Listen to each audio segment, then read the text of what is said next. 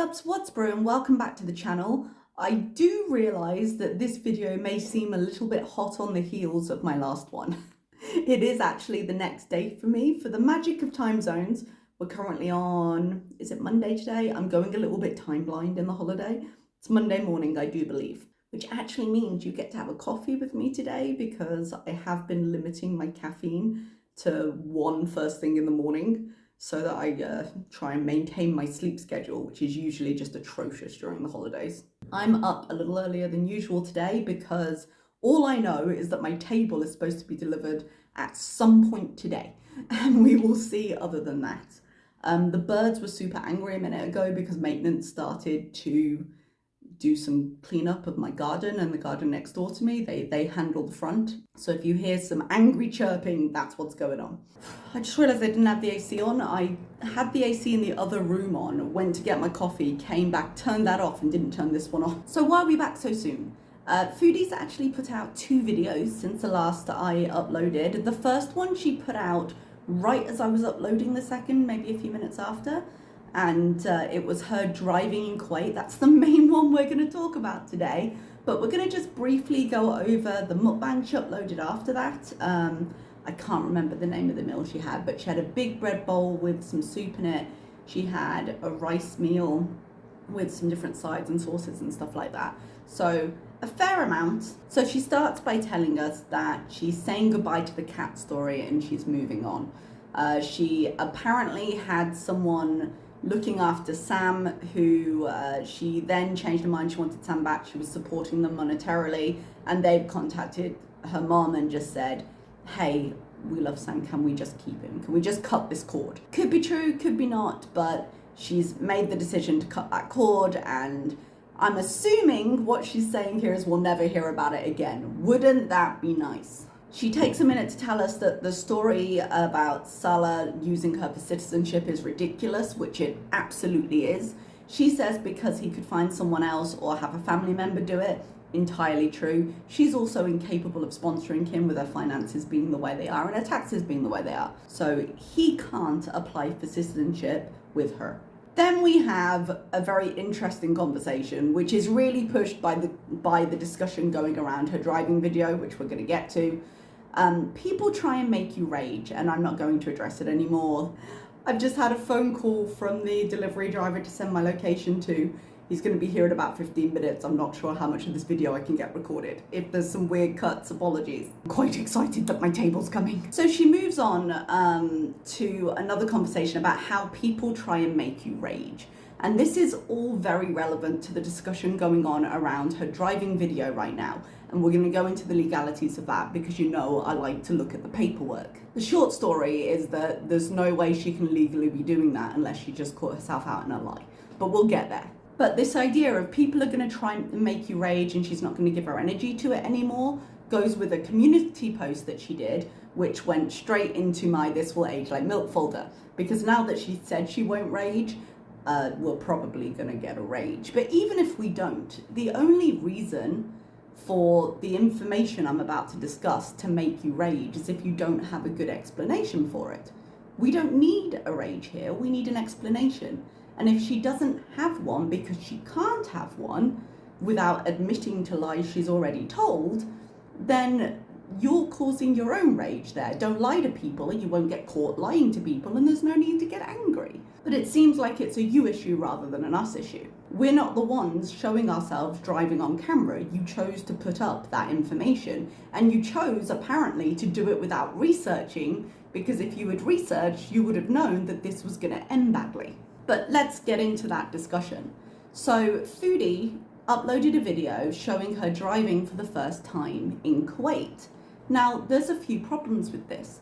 Now, bear in mind that Foodie has claimed to be on a civil ID for a long time now. It's been a point of contention between us because I have said unequivocally that that is impossible based on the other information we have seen. And this is just yet another thing proving that. So when you're driving, you have 2 options. You can either use your international driver's permit, which you apply for in your home country, in Foodie's case Canada, and you bring over and you can use for the duration of your tourist visa, because public transport isn't always well developed in these places and you need to be able to drive. So if you're on a tourist visa, as we have said many times that she is, your international driver's permit is enough. It takes about an hour to get it in Canada. She could easily have gotten one. However, if you are on a civil ID, the way Foodie claims to be, even though we've had no explanation as to how, that is not the case. You need a local Kuwaiti license. However, there are quite strict requirements in place for people to be able to apply for a license, and they're only getting stricter. So there are 3 basic requirements, and there are exemptions to those requirements depending on who you are, what your job is, what your level of education is. So there is a salary requirement. You need to be earning at least 600 Kuwaiti dinar a month. There is an educational requirement, which is you need to have at least a bachelor's degree, because that usually goes with the work permit. And there is a residency requirement of 2 years. Now, if Foodie were working, then there are exemptions to those requirements. Usually the salary requirement is still there, but the 2 years can be taken away if you do certain things. I believe teaching is one of them based on my research. But Foodie doesn't work. She's a housewife. So none of those exemptions apply to her. So let's look at what does apply to her. There's a few different sites that have information for housewives. So she has said before that she was not sponsored through Salah and Murad's company, that Salah sponsored her because she's married. So that means some kind of spousal or dependence visa or whatever. I have argued before that I feel that's impossible. But if we go with her lie even, this would be the case. So the rules for which housewives can get licenses as expats are also very strict because they're dependent on their husband doing certain things. The 600 Kuwaiti dinar salary still applies. You need to have children because the assumption is you need a driving license to be able to get your kids places. And your husband has to work within certain limited fields. So he has to either be in the medical field or part of a university or a government institution. There are very limited fields, and things like teachers, engineers, that kind of stuff don't apply. Now we know that Foodie doesn't have kids and her husband doesn't work in those sectors. So what happens with Foodie? I went on to expat.com, which is a really big website that runs forums for different countries and gives basic entrance information for all of them and kind of how you live and what you do to get a license and all the basics if you're ever moving. They're a good resource if you ever pick a new country. And they said women are allowed to drive in Kuwait. This is on their transport page, per the above listed conditions, which are all the things I've just discussed. If a woman holds a spousal visa and the couple don't have children, she will not be allowed to apply for a driver's license until she's been resident, that means legal resident, in Kuwait for 2 years. If a police officer stops someone driving without a valid Kuwaiti driver's license, they have the authority to confiscate the vehicle and deport the driver. And the ministry has come out and said that there is no leniency in applying the administrative deportation order for any expat who drives a car without a license. So if she thinks, oh, I'm just going to skip that and I'm going to say, no, but I have my international license, they can straight up deport you for this. And it's kind of weird here because the driving in the Middle East is pretty terrible. Yeah, like the amount of times I've been in a cab and a driver has sped past me and undertaken us instead of overtaken us to form their own lane. I remember being in Saudi once and we were on a main road and it was a one-way street. So it was one way, it had a divider and then the car going the other way. And there was a turning onto our street. The truck came out in front of us, mounted the divider, went onto the other side of the street and started driving down it. And that's not an unusual thing to see. And yet, when you get caught with a ticket, they're really serious about it. And I don't get how those two things go together. But I've had several friends stopped at the airport. This is something they will straight up stop you at the airport for, where they have owed money on a speeding ticket or a fine or something like that.